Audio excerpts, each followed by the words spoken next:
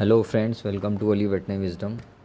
दोस्तों, वीडियो में पिछले लेक्चर में हमने कंसंट्रेट्स के बारे में पढ़ा था। कंसंट्रेट किस तरीके से होते हैं, जीसी बनर्जी के अकॉर्डिंग हम चल रहे हैं। और क्लासिफिकेशन ऑफ कंसंट्रेट पढ़ा, उसमें एनर्जी रिच कंसंट्रेट और प्रोटीन रिच कंसंट्रेट पढ़े थे।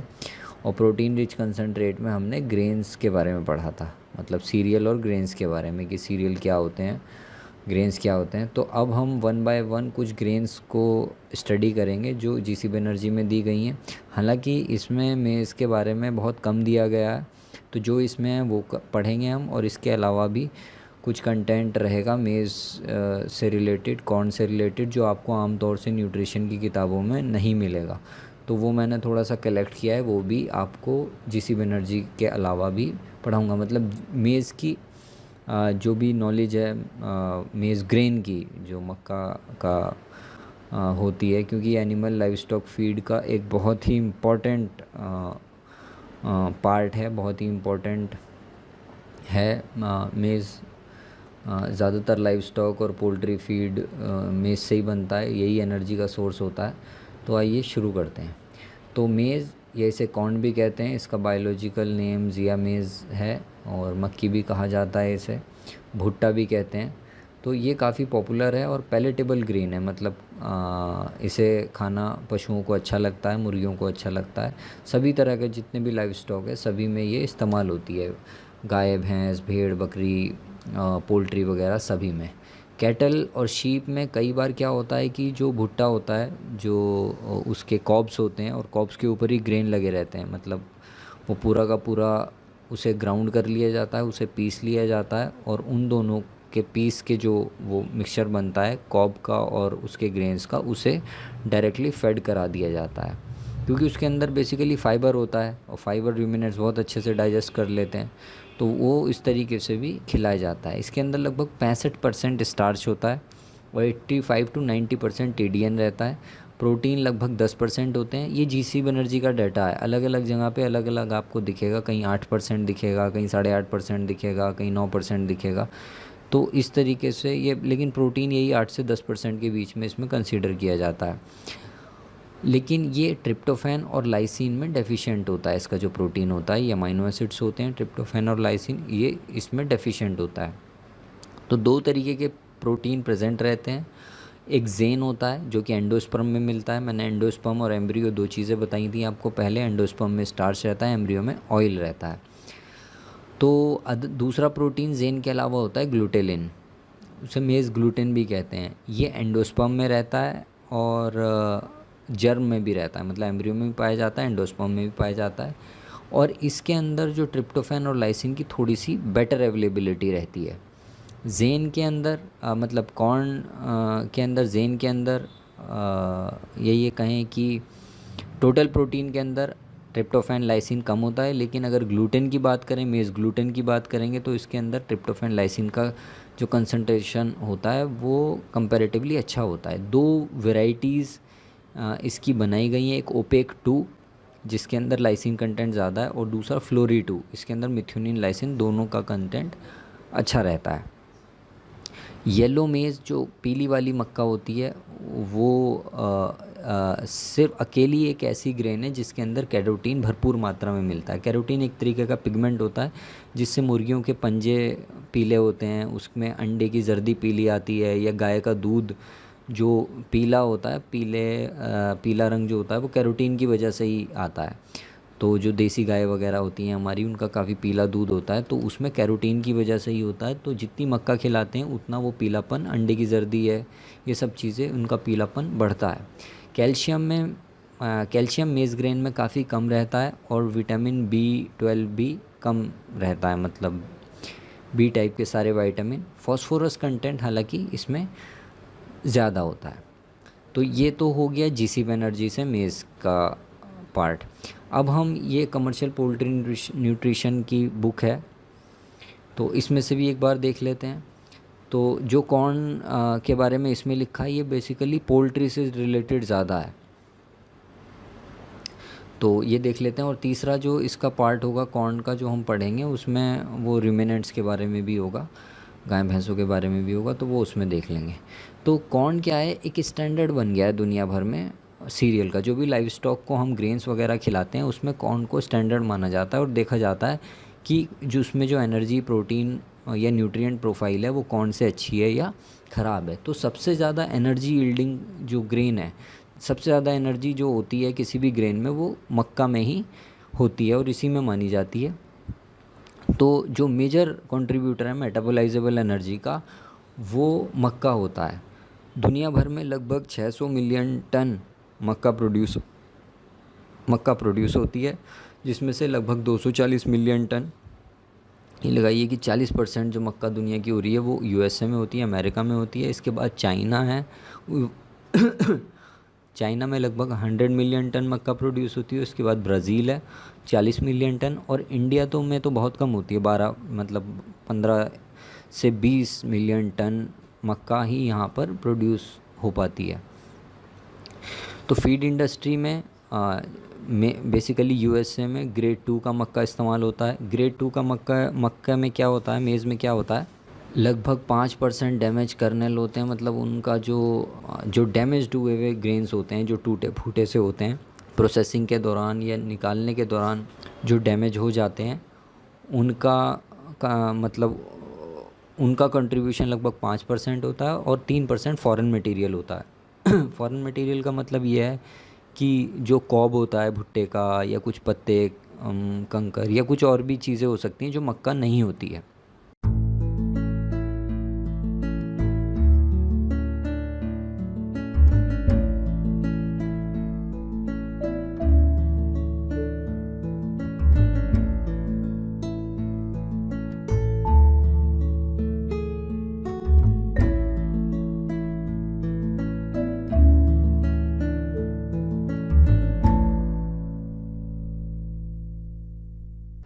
वो 3% से ज़्यादा नहीं होता है, तो ये ग्रेड 2 का मक्का कहलाता है। जो डैमेज कर्नल्स होते हैं, ये डैमेज्ड ग्रेन्स होते हैं, टूटे फूटे ग्रेन्स होते हैं, वो उसकी एनर्जी को बहुत ज़्यादा इफ़ेक्ट नहीं करते हैं। लेकिन जो फॉरेन मटेरियल होता है, जो मक्का नहीं है बेसिकली, वो एनर्जी वैल्यू को काफ़ी रिड्यूस कर देता है। उसी वजह से उसकी जो मॉनेटरी वैल्यू होती है, इकोनॉमिक वैल्यू मक्का की कम हो जाती है। लेकिन ब्रोकन कर्नल्स का क्या होता है, जो टूटे हुए दाने होते हैं उसके अंदर मोल्ड इन्फेस्टेशन या फंगस का खतरा काफ़ी बढ़ जाता है। जो एनर्जी वैल्यू होती है वो उसकी स्टार्ची एंडोस्पर्म की वजह से होती है। आपको बताया कि एंडोस्पर्म के अंदर स्टार्च होता है, जितना ज़्यादा स्टार्च होगा उतनी ज़्यादा उसमें एनर्जी काउंट की जाएगी। और ये जो स्टार्च होता है ये अमाइलोपेक्टिन की फॉर्म में होता है। तो अमाइलोपेक्टिन जो है वो मतलब एक तरीके से पॉलीमर है ग्लूकोज का।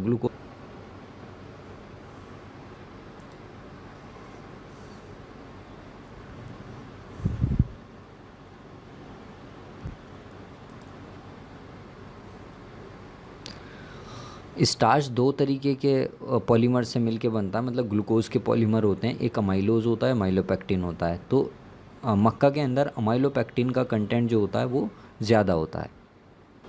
तो एनर्जी वैल्यू जो होती है वो एंडोस्पर्म के अंदर जो स्टार्च होता है उसकी वजह से और जो जर्म के अंदर ऑयल कंटेंट होता है उसकी वजह से होता है।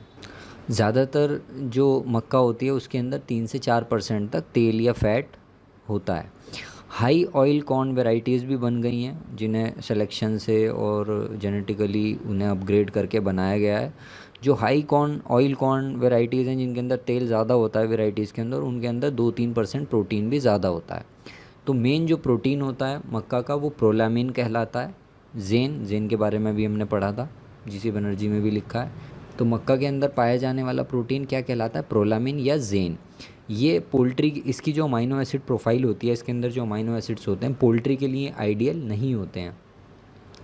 तो जब लो प्रोटीन डाइट्स बनाई जाती हैं, जैसे लेयर के केसेस में हम 14-15% की जो डाइट बनाते हैं, तो उसमें मक्का का कंट्रीब्यूशन काफ़ी ज़्यादा होता है। तो ऐसी कंडीशन में अमाइनो एसिड का बैलेंस देखना बहुत इम्पॉर्टेंट हो जाता है। अदरवाइज़ क्या होता है कि प्रोडक्शन पे फ़र्क पड़ता है। मतलब आप दे तो रहे होंगे, दाना तो पूरा खा रही होगी, लेकिन अमाइनो एसिड इम्बैलेंस होने की वजह से वो एनिमल परफॉर्म अच्छा नहीं कर पाते हैं। तो कॉर्न के अंदर जो प्रोटीन होता है प्रोलामिन कैन कंट्रीब्यूट 50 to 60%, मतलब टोटल प्रोटीन का जेन या प्रोलामिन 50 से 60% कंट्रीब्यूट करते हैं। अच्छा, इसके मक्का के अंदर जैसे बताया येलो या ऑरेंज पिगमेंट्स होते हैं, ये काफ़ी ज़्यादा होते हैं। बल्कि ये लगाइए कि ये अकेली एक ऐसी सोर्स है जिसके अंदर पिगमेंट बहुत होते हैं। मतलब न्यूट्रिशन तो है ही, इससे स्टार्च और एनर्जी मिल रही है, साथ साथ पिगमेंट्स भी इसमें काफ़ी होते हैं। तो लगभग 5 ppm ज़ेंथोफिल और 0.5 ppm कैरोटीन्स मेज़ में होता है। तो ये बॉडी फैट का जो कलर होता है उसे भी इम्पैक्ट डालता है और एग योक के कलर को भी इम्प्रूव करता है। कई बार आप देखते होंगे कि अंडे की जर्दी जो है वो सफ़ेद सफ़ेद सी नज़र आती है, उसमें पीलापन बहुत कम होता है। तो ऐसे अंडे उन मतलब बर्ड्स से निकलते हैं जिनके फीड में मक्का नहीं खिलाया जा रहा होता। मक्का की जगह या तो बाजरा खिला रहे होते हैं या फिर चावल, किनकी या कुछ और दिया जा रहा होता है, गेहूँ वगैरह। तो अगर अंडे की जर्दी पीली आ रही है तो मतलब उसे मक्का या अच्छी डाइट खिलाई गई है। ब्रॉयलर में भी अगर पंजे पीले होते हैं, मतलब ये पंजे को पीले करने में भी हेल्प करता है, लेकिन कई बार ये जेनेटिकली भी होता है। जैसे स्काईलार्क की ब्रीड है, उसमें पंजे सफ़ेद ही होते हैं, इतने ज़्यादा पीले नहीं होते हैं। ये कॉब के जो पुराने वाले ब्रीड थे उसमें पंजे पीले होते थे। तो उन्हें अगर उसके अंदर टेंडेंसी है पीले पंजों की तो वो और उन पंजों को पीला करता है कुछ हद तक, ये जो येलो पिगमेंट्स होते हैं मक्का के। हालांकि जो फीड स्टैंडर्ड्स हैं एनिमल फीड में जो इस्तेमाल किया जाता है वो ग्रेड 2 का मक्का ही इस्तेमाल होता है। लेकिन कई बार क्या होता है कि अवेलेबिलिटी ना होने की वजह से या adverse growing, harvesting, storage condition होने की वजह से लोअर क्वालिटी का भी मक्का जो है वो एनिमल्स को खिलाया जाता है। तो पोल्ट्री को तो नहीं खिलाते हैं, अवॉइड करते हैं, लेकिन जो हमारे और एनिमल्स होते हैं, बफलो है, कैटल है, शीप वगैरह, उन्हें खिलाया जाता है। तो ये कॉर्न की मैच्योरिटी और एनर्जी वैल्यू है। तो कॉर्न का हार्वेस्टिंग टाइम बहुत इंपॉर्टेंट रहता है। अगर आपने इमेच्योर कॉर्न को हार्वेस्ट कर लिया है, जो मक्का है, मेज़ है, उसे हार्वेस्ट कर लिया है, उस तो इमेच्योर जो मेज़ होती है उसके अंदर मॉइस्चर कंटेंट लगभग बहुत ज़्यादा होता है at the time of harvest. जब उसे हार्वेस्ट कर रहे हैं तो 53% तक मॉइस्चर होता है। तो ऐसे में जब उसे सुखाया जाता है, 10% मॉइस्चर पर लेके आया जाता है, तो उस टाइम जो 100 मतलब कर्नल होते हैं या 100 ग्रेन्स होंगे, 100 दाना होंगे मक्का के, उनका वज़न मात्र 17 ग्राम होता है। और एनर्जी जो होती है उसकी मेटाबोलाइजेबल एनर्जी भी 3000 किलो कैलोरी तक होती है। जैसे जैसे ही मैच्योर होता चला जाता है और मॉइस्चर हार्वेस्टिंग के टाइम पे कम होता चला जाता है, वैसे वैसे इसका वेट भी बढ़ता चला जाता है, 17 से 26 ग्राम तक हो जाता है। और लगभग और जो मेटाबोलाइजेबल एनर्जी है वो भी 3300 तक चली जाती है। तो ये एक बहुत इंपॉर्टेंट फैक्टर है कि मक्का को किस टाइम पे हार्वेस्ट किया गया है। कई लोग डिबेट करते हैं कि हमें मक्का 11 रुपये मिल रहा है, 12 रुपये मिल रहा है। तो ये इम्पॉर्टेंट नहीं है कि मक्का कितने रुपए में मिल रहा है, ये इम्पॉर्टेंट है कि उस टाइम जब वो मिल रहा है उसका मॉइस्चर कंटेंट कितना है। आप ले तो लेंगे 11 रुपये किलो वाला मक्का, उसके अंदर मान लीजिए 50% मॉइस्चर है, आपने सुखाया उसे 10% तक, और उसका जो टोटल वज़न है वो आपको 17 ग्राम ही मिला, है ना। तो ये लगभग ये लगाइए कि 30% का डिफरेंस आ जाता है, मतलब मक्का में उसके ड्राई मैटर वेट में। तो उसी हिसाब से फिर आपकी एनर्जी भी कम हो गई अगर। तो मॉइस्चर का जब आप उसे ख़रीद रहे हैं या जब उसकी हार्वेस्टिंग हुई उस टाइम मॉइस्चर की बहुत इम्पोर्टेंस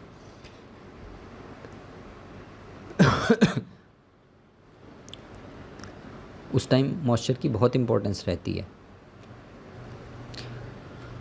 तो इसी वजह से जो एनर्जी वैल्यू होती है वो 10 से 15 किलो कैलोरी पर केजी डेक्लाइन होती है बुशेल वेट के अकॉर्डिंग। बुशेल का मतलब है जैसे दर्जन में 12 यूनिट्स आते हैं ना, तो बुशेल भी इसी तरीके से एक पैरामीटर है ग्रेन्स को नापने का। तो एक बुशेल में लगभग 25 केजी मक्का आती है। तो अगर बुशेल वेट में आधे किलो का अगर डिफरेंस आता है, मतलब 1 पाउंड का डिफरेंस आता है, तो उसकी जो एनर्जी वैल्यू है लगभग 10 से 15 किलो कैलोरी पर केजी घट जाती है। एनर्जी के घटने से एफसीआर बढ़ता है। और दूसरा एक जो पोटेंशियल प्रॉब्लम आता है जब हम इमेच्योर मक्का को हार्वेस्ट करते हैं या हाई मॉइस्चर होता है जब कॉर्न के अंदर, तो क्या होता है कि हमें बहुत तेज़ी से मॉइस्चर को घटाना होता है, मतलब 15% के नीचे उसे लाना होता है। अदरवाइज़ क्या होगा, उसमें फंगस वगैरह लग जाएगी, मोल्ड ग्रोथ होगी, फिर माइकोटॉक्सिन बनेंगे, तो वो वैसे ही ख़राब हो जाएगा। तो अगर लेकिन इंडिया में क्या है, हालांकि ये अमेरिका के हिसाब से लिखी गई है बुक, तो वहाँ पे तो प्लांट होते हैं उसे ड्राई करने के। तो जब प्लांट में ड्राई किया जाता है, ज़्यादा हीट दी जाती है जल्दी से जल्दी मॉइस्चर को कम करने के लिए, तो वहाँ पे कैरेमलाइजेशन होने लगता है। इंडिया में मक्का को सुखाने के प्लांट नहीं होते हैं, मतलब ज़्यादातर नहीं होते हैं, 90-95% नहीं होते हैं। तो ये धूप में ही सुखाई जाती है। इस वजह से हाई मॉइस्चर की मक्का में फंगस ग्रोथ के बहुत ज़्यादा चांसेस होते हैं, उसमें माइकोटॉक्सिन काफ़ी आ जाते हैं। लेकिन जहाँ प्लांट होते हैं वहाँ पे कैरेमलाइजेशन की प्रॉब्लम आती है। तो ये इम्पॉर्टेंट पॉइंट है यहाँ पर। मक्का को मतलब ज़्यादा मॉइस्चर पे हार्वेस्ट अगर किया जाएगा और उसे प्लांट के ज़रिए ड्राई करने की कोशिश की जाएगी तो कैरेमलाइजेशन होगा। इसमें क्या होता है, लाइसिन की अवेलेबिलिटी कम हो जाती है मिलार्ड रिएक्शन की वजह से। तो जब आप दाना बनाएंगे तो हो सकता है सब कुछ सही हो, लेकिन लाइसिन आपके फीड में कम होगा, क्योंकि मक्का से जो लाइसिन आ रहा होगा वो मिलार्ड रिएक्शन की वजह से वहाँ पर ब्लॉक हो गया है। मतलब इसने एक कार्बोहाइड्रेट के साथ मिलके एक लिंक बना लिया और ये ब्लॉक हो गया। अब अवेलेबल ये बर्ड के लिए, न्यूट्रिशन के लिए नहीं है। अच्छा, मक्का के कुछ बाई प्रोडक्ट भी होते हैं, जैसे ग्लूटेन मील, कॉर्न ग्लूटेन भी कहते हैं, और या मेज ग्लूटेन भी कहा जाता है, और कॉर्न ऑयल। तो ये भी फीड में इस्तेमाल होते हैं। तो ग्लूटेन में जैसे पहले बताया, लाइसिन वगैरह की वैल्यू, ट्रिप्टोफैन की वैल्यू मक्का के मुकाबले अच्छी होती है। इसके बाद मक्का को पीसने का भी थोड़ा इफ़ेक्ट पड़ता है। जो ग्राउंड कॉर्न पार्टिकल होते हैं उनका भी इफ़ेक्ट पोल्ट्री वगैरह पे पड़ता है। तो इसके क्या मतलब साइज़ होना चाहिए, तो इसे दो भागों में डिवाइड किया जाता है जब मक्का को हम पीसते हैं या ग्राइंड करते हैं। तो एक तो सबसे पहली बात यह है कि अगर हम इसे लाइव स्टॉक या पोल्ट्री के लिए यूज़ कर रहे हैं तो हैमर मिल में ग्राइंड करें, चक्की में ग्राइंड ना करें, क्योंकि चक्की जो है ना वो उसका आटा बना देती है, और आटा ना मुर्गी को सही है खिलाना, ना ही गाय भैंसों को ठीक है। तो आपको उसे उसमें ही करना है और दरदरा करना होता है। तो दरदरा करने के दो पार्ट होते हैं, एक तो फाइन होता है, एक कोर्स होता है।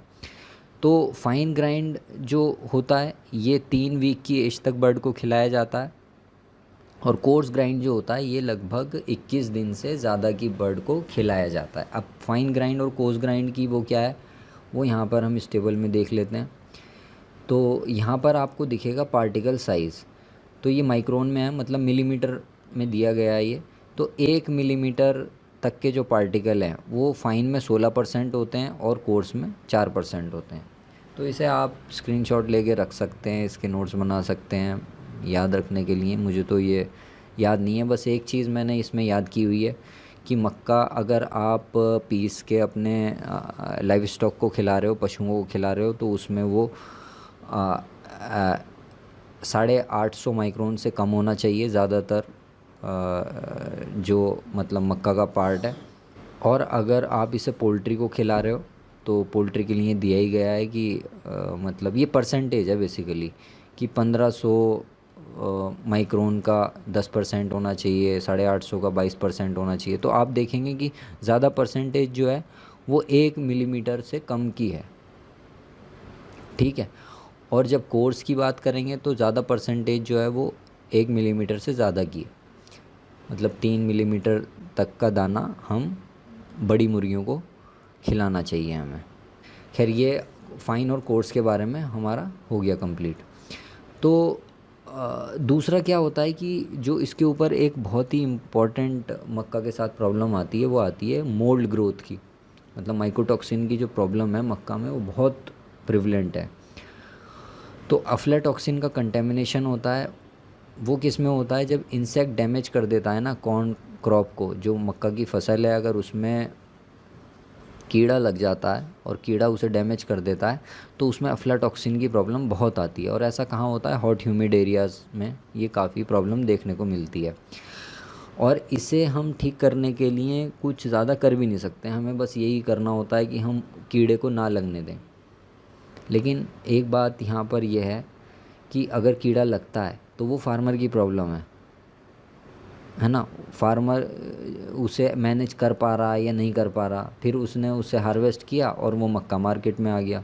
अब मार्केट में अगर उसका मतलब ठीक नहीं है, मार्केट में अगर उसका अपीयरेंस ठीक नहीं है तो उसके ज़्यादा प्राइस मतलब नहीं मिलते हैं, और वो जो इस्तेमाल भी करते हैं पैसे कम होने की वजह से कि वो सस्ता मिल रहा है, तो वो लोग नुकसान भी उठाते हैं।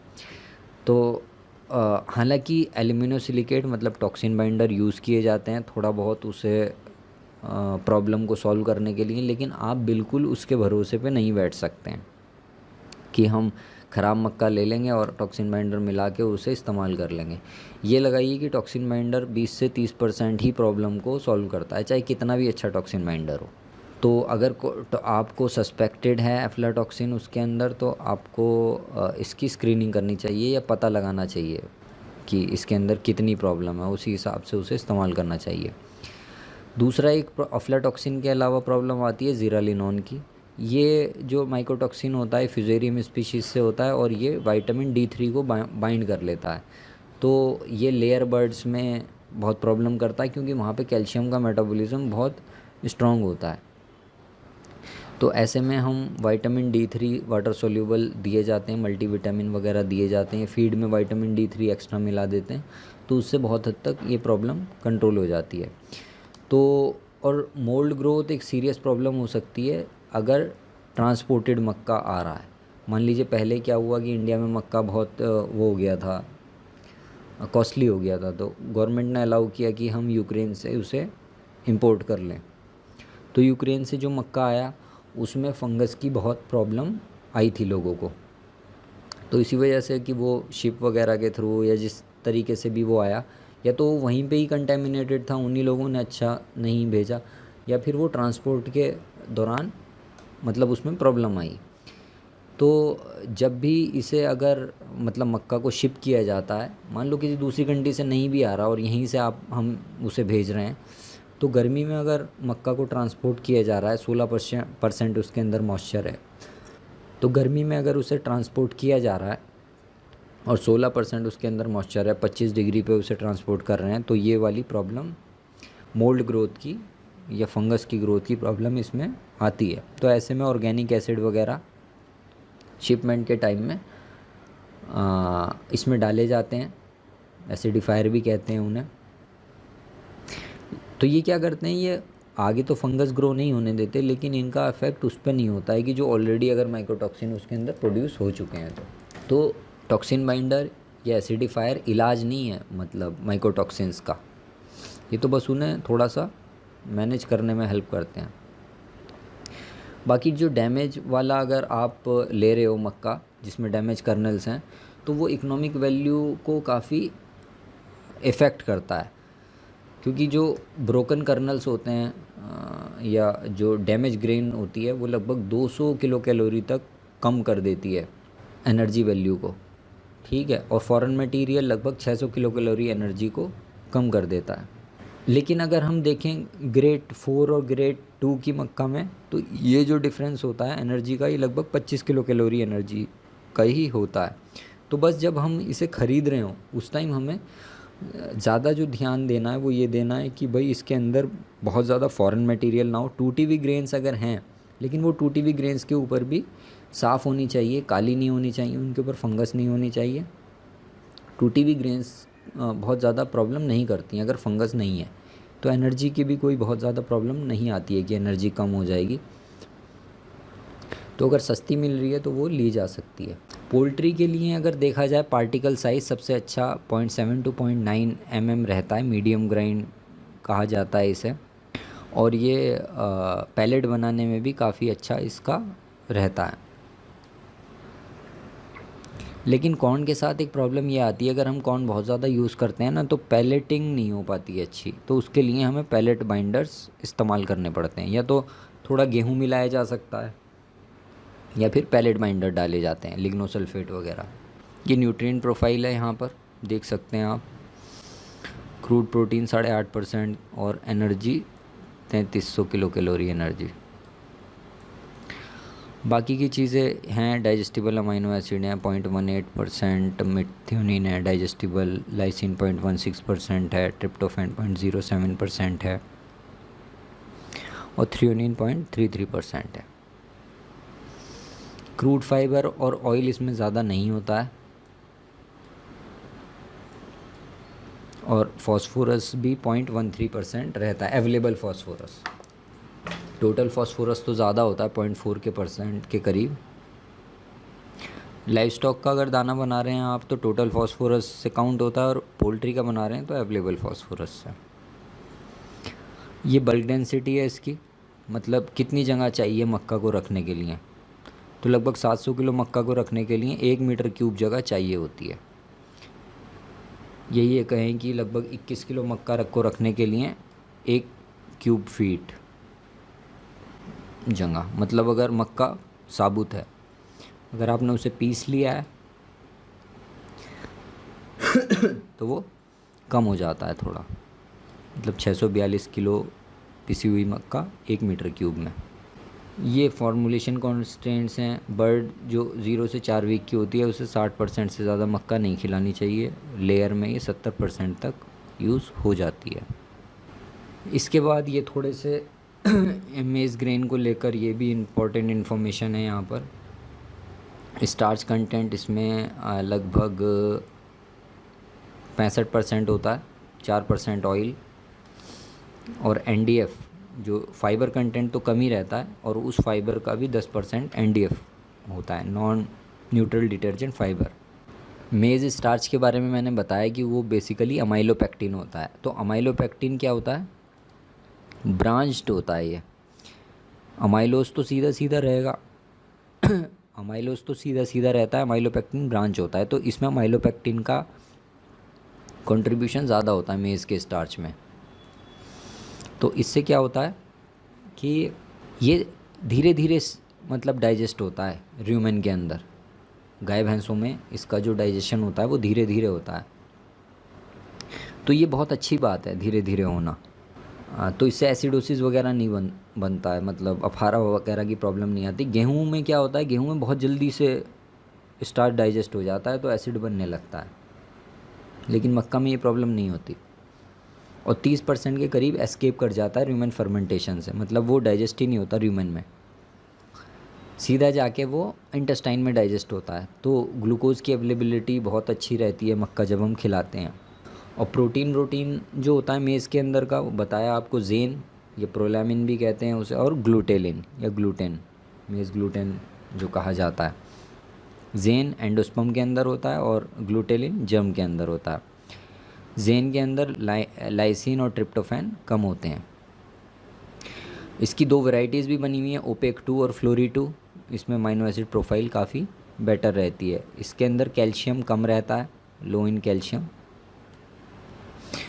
75% फॉस्फोरस फाइटेट की फॉर्म में बाइंड रहता है। तो अगर हम इसे लाइव स्टॉक को खिलाते हैं, गाय भैंस भेड़ बकरी को खिलाते हैं तो कोई प्रॉब्लम नहीं आती है इतनी। लेकिन अगर इसे पोल्ट्री को खिलाया जाता है तो ये जो फाइटेट होता है ये ना सिर्फ फॉस्फोरस को अवेलेबल नहीं होने देता, बल्कि ये कैल्शियम की अवेलेबिलिटी को भी कम करता है। अब कुछ ऐसी हाइब्रिड्स बना ली गई हैं जिनके अंदर फाइटेट का कंटेंट कम होता है, और ये मोनोगैस्ट्रिक्स जैसे पोल्ट्री वगैरह में यूज़ किया जाती है ये वाली मक्का। येलो मेज़ के अंदर 2 तरीके की मक्का होती है, एक पीली होती है और एक सफ़ेद होती है। तो ये जो पीली वाली मक्का होती है उसके अंदर विटामिन ए का कंटेंट ज़्यादा होता है। तो रूमिनेंट्स के अंदर तो इतना इम्पोर्टेंट नहीं है, लेकिन अगर पोल्ट्री के अंदर विटामिन ए नहीं दिया जाए तो उसके अंदर काफ़ी डेलीटोरियस या काफ़ी नुकसानदेह होता है ये। तो पोल्ट्री के लिए बहुत अच्छी रहती है पीली मक्का। सफ़ेद मक्का इस्तेमाल करते में थोड़ा सा ध्यान रखना चाहिए, क्योंकि सफ़ेद मक्का अक्सर बीज वाली अवेलेबल होती है। अगर बीज वाली मक्का अवेलेबल है तो वो फंगीसाइड से ट्रीटेड रहती है। वो फंगीसाइड क्या होते हैं, जहर होते हैं एक तरीके के। तो वो अगर आप ले लेते हैं तो कई बार उससे टॉक्सिसिटी भी आ सकती है और मोर्टेलिटी भी हो सकती है। मेज़ के अंदर 2 प्रॉब्लम्स काफ़ी आती हैं। एक तो मोल्डिंग की, जैसा बताया फंगस उसमें ग्रो हो जाती है। दूसरी रेंसिडिटी की। इसके अंदर क्योंकि ऑयल होता है और ऑयल के अंदर रेंसिडिटी की प्रॉब्लम रहती है, जैसे ही उसे हम ग्राइंड करते हैं, क्योंकि ग्राइंडिंग के बाद ही प्रॉब्लम आती है। अगर हमने सूखा दाना रखा हुआ है तो इतनी प्रॉब्लम नहीं आती, लेकिन अगर उसे तोड़ दिया है, हम उसका दलिया बना के रख रहे हैं, तब ये प्रॉब्लम करता है। सबसे पहली तो यही आती है कि एसिडोसिस की प्रॉब्लम आती है, लेकिन इतनी नहीं आती है कि जितनी गेहूं या और चीज़ें खिलाने से आ सकती है। लेकिन फिर भी इंडाइजेशन करता है, डायरिया वायरिया, डिहाइड्रेशन और मेटाबॉलिक एसिडोसिस वगैरह हो जाता है अगर हम मक्का को बिना बफरिंग के या बिना बफर के खिलाते हैं बहुत ज़्यादा, तो वो अंदर एसिडोसिस की प्रॉब्लम करता है, जिससे ना सिर्फ पशु की सेहत पे असर पड़ता है, उसका प्रोडक्शन भी डाउन हो जाता है, सेहत भी डाउन हो जाती है। और उसका जो र्यूमन होता है ना, उसके जो पैपिले होते हैं वो उन्हें नुकसान पहुंचता है, वो इरोड होने लगते हैं और उससे फिर न्यूट्रिएंट्स का एब्जॉर्प्शन ठीक से नहीं होता। तो कई सारी प्रॉब्लम्स आती हैं अगर मतलब ऐसे ही आप उसे खिला रहे हैं बिना बफरिंग के। माइकोटॉक्सिन की प्रॉब्लम तो काफ़ी रहती है। मोल्ड्स होते हैं, मतलब जो फंगस होती है वो माइकोटॉक्सिन प्रोड्यूस करती है, और मक्का फंगस ग्रो कर होने के लिए बहुत ही एक्सीलेंट जगह है, मतलब एक्सीलेंट रहता है फंगस के लिए। तो क्या होता है कि जब मॉइस्चर ज़्यादा हो, टेम्परेचर भी ज़्यादा हो और मक्का के अंदर मॉइस्चर हो, तो उसके ऊपर फंगस ग्रो करने लगती है और फिर वो माइकोटॉक्सिन बनाती है। जैसे अफ्लाटॉक्सिन है, ये एस्परजिलस फ्लेवस से बनता है। लीवर डिसऑर्डर, अबॉर्शन और मिल्क को भी कंटेमिनेट करता है, मतलब M1 टॉक्सिन बना लेता है ये मिल्क के अंदर, जो मिल्क के अंदर आते हैं रूमिनेंट्स में, मतलब गाय भैंसों में। और ये इंसानों के लिए भी बहुत नुकसानदेह होता है, कार्सिनोजेनिक होता है। इसी तरीके से निवालिनॉल है, ये फ्यूजेरियम से बनता है। वेट लॉस, वॉमिटिंग, वॉमिटिंग एक बहुत इम्पोर्टेंट साइन है इसका। Bloody diarrhoea, dermatitis, egg production, low egg production. Abortion in mammals, मतलब गाय भैंसों को अगर ये वाला खिलाते हैं तो उनके अंदर अबॉर्शन होने के चांसेस रहते हैं। ज़ीरालिनॉन है, ये भी एक तरीके का माइकोटॉक्सिन है, फ्यूजेरियम ग्रेमिनेरियम से होता है ये। ओक्राटॉक्सिन है, ये एस्परजिलस और पेनिसिलिन से होते हैं। तो ये जब भी बनते हैं ये माइकोटॉक्सिन जब टेम्परेचर एनवायरनमेंट का ज़्यादा हो, ह्यूमिडिटी वाली कंडीशन हो और मक्का के अंदर भी मॉइस्चर 15% से ज़्यादा है। तो इसी वजह से कहते हैं 12-13% अगर मॉइस्चर है तो फिर कोई दिक्कत नहीं आती है ज़्यादा। या फिर अगर आप उसे रखना है तो उसमें ऑर्गेनिक एसिड वगैरह मिला के रखें मक्का को, अगर आपको रखना ही है कुछ टाइम के लिए। फ्यूमिनोजिन भी एक तरीके का माइकोटॉक्सिन है जो फ्यूजेरियम वर्टिसिलॉइडिस से होता है। ये फ्यूमिनोजिन कार्सिनोजेनिक होते हैं ह्यूमन के अंदर। हॉर्सेस के अंदर ये ल्यूकोएंसेफेलोमलेशिया करते हैं, लेमनेस की प्रॉब्लम, फेशियल पैरालिसिस और डेथ तक हो जाती है इसमें। अमोनिएशन से फ्यूमिनोजिन्स के लेवल को कम किया जा सकता है। फिर इसके बाद एसिड रेजिस्टेंस ई कोलाई। अच्छा, जिन पशुओं को, गाय भैंसों को खाली मेज़ ग्रेन खिलाई जाती है, उनकी कोलोनिक पीएच, मतलब जो कोलोन होती है उनकी कोलोन की पीएच काफ़ी कम हो जाती है, तो उसके अंदर ई कोलाई बहुत अच्छे से पनपती है, मतलब एसिड रेजिस्टेंट ई कोलाई वहाँ पर अच्छे से पनपती है और वो फिर दूसरे एनिमल्स को बीमार करने का, जब मतलब वो गोबर के अंदर आएगी फिर वो दूसरे एनिमल में फैलेगी, पोल्ट्री में जाएगी, या इवन इंसानों के भी अगर पानी को कंटेमिनेट किया वहाँ पे भी वो दिक्कत करती है। जेनेटिकली मॉडिफाइड वेराइटीज़ का कुछ मतलब कह नहीं सकते हैं, कंट्रोवर्शियल टॉपिक है।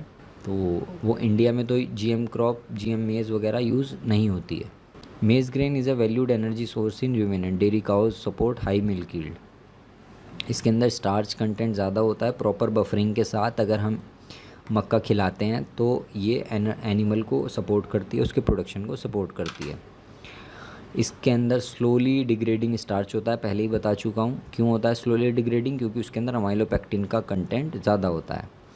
तो इसकी जो एसिडोजेनिक वैल्यू होती है वो कम होती है बाकी ग्रेन से, क्योंकि इसमें काफ़ी सारा स्टार्च बाईपास भी हो जाता है। प्रोटीन कंटेंट लो होता है, इस वजह से हमें इसे कॉम्प्लीमेंट करना पड़ता है किसी प्रोटीन सोर्स से, मतलब साथ में खल वगैरह भी हमें इसमें खिलानी पड़ती है। सबसे अच्छा मिल्क प्रोडक्शन के लिए स्टीम फ्लेक मेज़ रहता है। स्टीम फ्लेक का मतलब है जो कॉर्न फ्लेक्स आते हैं ना, जो हम खाते भी हैं दूध में भिगो के, उसकी बात हो रही है। वो अगर खिलाएंगे तो उसमें पॉजिटिव इफ़ेक्ट पड़ता है दूध के ऊपर।